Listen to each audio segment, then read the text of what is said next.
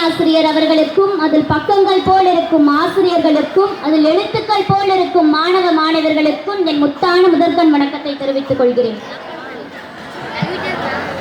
அறிவெனும் விளக்கேற்றி அன்பெனும் வழிகாட்டி எமது வாழ்க்கையை கட்டி எழுப்ப அயராத முயற்சிகளை எடுக்கும் ஆசான்களுக்கு முதலில் என் ஆசிரியர் தின நல்வாழ்த்துக்களை தெரிவித்துக் கொள்கிறேன்.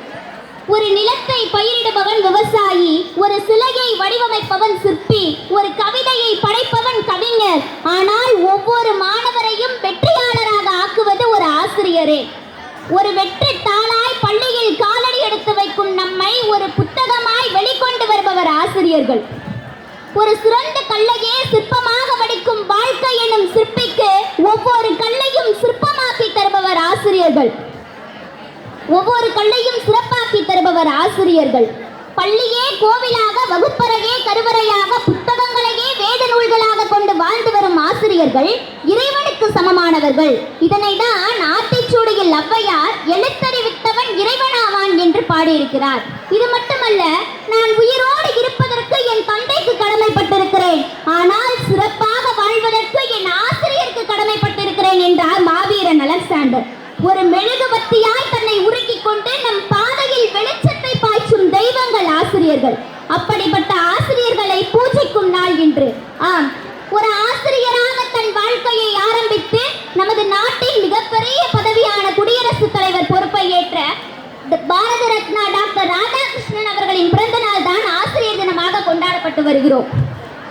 கல்லூரி, ஆந்திரா, பனாரஸ், ஆக்ஸ்போர்ட் என்ற பல்கலைக்கழகங்களில் துணை பேராசிரியராகவும் பல்கலைக்கழக குழுவின் உறுப்பினராகவும் பணியாற்றியவர்.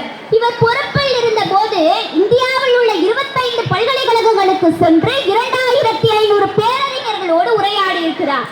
உலகில் உள்ள பல பல்கலைக்கழகங்கள் இவருக்கு 17 முறை டாக்டர் பட்டம் வழங்கி கௌரவித்திருக்கிறது.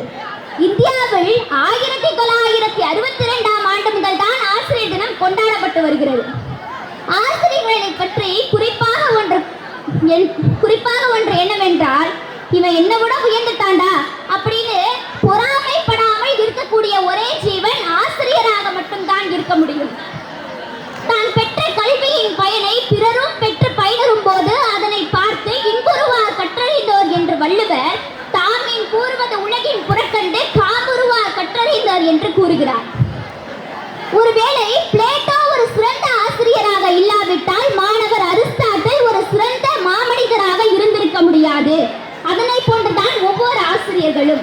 ஒவ்வொரு தலைவர்களுக்கு பின்பும் ஒவ்வொரு மாமனிதர்களுக்கு பின்பும் கண்டிப்பாக ஒரு ஆசிரியர் அல்லது ஒரு ஆசிரியை நிச்சயமாக இருப்பார்கள்.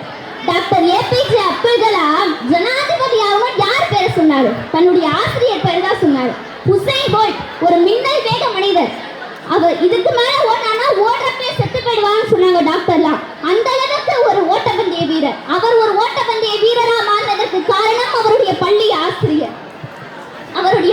ஆசிரியர். ஒவ்வொருவரின் வாழ்க்கைக்கு பின்பும் ஒவ்வொரு ஆசிரியர் அல்லது ஒரு ஆசிரியை நிச்சயமாக இருப்பார்கள். அவர்தான் நம் வாழ்க்கையின் தலையெழுத்தையே மாற்றுகிறார்கள்.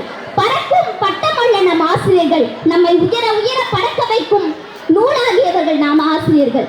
இந்நாளில் நாங்கள் வழங்கும் பரிசுகள், வாழ்த்துக்கள் மட்டும் உங்களை மகிழ்ச்சியூட்டாது. நீங்கள் நினைத்தபடி இந்த சமுதாயத்தில் வாழ்ந்து காட்டுவோம்.